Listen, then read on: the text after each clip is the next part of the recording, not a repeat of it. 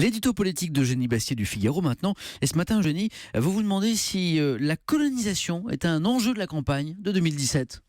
Je vous ai compris et je vous aime. Vous vous souvenez de cette phrase, oui, bien c'est par sûr. cette phrase, un mélange entre ressucé gaulliste et sketch de Cyril Hanouna, qu'Emmanuel Macron a terminé la polémique autour de ses propos sur la colonisation de l'Algérie, qu'il avait qualifié plutôt de crime contre l'humanité, alors qu'on se souvient qu'auparavant, il avait souligné les éléments de civilisation dans cet épisode de l'histoire de France. Si bien qu'on ne sait pas trop s'il navigue à vue ou s'il jette son hameçon à tout va. Eugénie, quel est son objectif justement avec de tels propos? Eh bien, soufflant le chaud et le froid, il espère réconcilier dans une même marche vers l'avenir les nostalgiques de l'Algérie française avec les partisans de la repentance.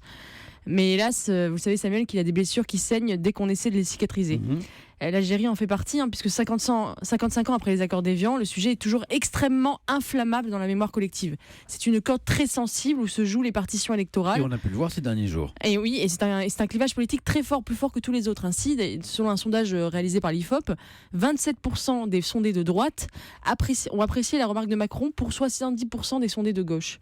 Donc on voit que sous couvert de rassemblement, finalement, Macron veut placer son discours à gauche, finalement, essayer de séduire un électorat issu de l'immigration algérienne, notamment dans les quartiers.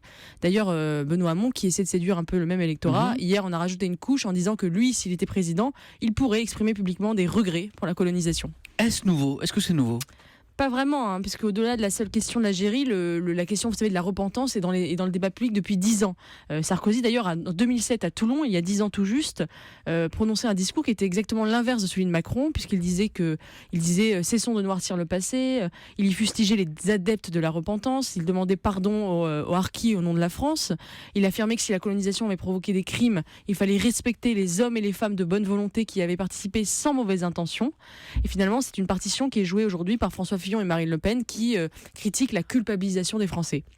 Et alors finalement, qu'est-ce que ça nous apprend cette histoire? C'est que ceux qui pensaient que l'élection de 2017 se jouerait sur l'économie, la dette, la réduction du nombre de fonctionnaires ou le chômage se sont trompés, puisque c'est vraiment la bataille culturelle qui est au centre de l'enjeu, et ce que Gilles Kepel, l'islamologue, appelle le rétro-colonial, c'est-à-dire ces ressentiments issus de l'histoire coloniale de la France, sera central dans cette élection. La question de la colonisation dans cette campagne 2007, c'était l'édito politique d'Eugénie Bastier du Figaro. Merci Eugénie. À lundi.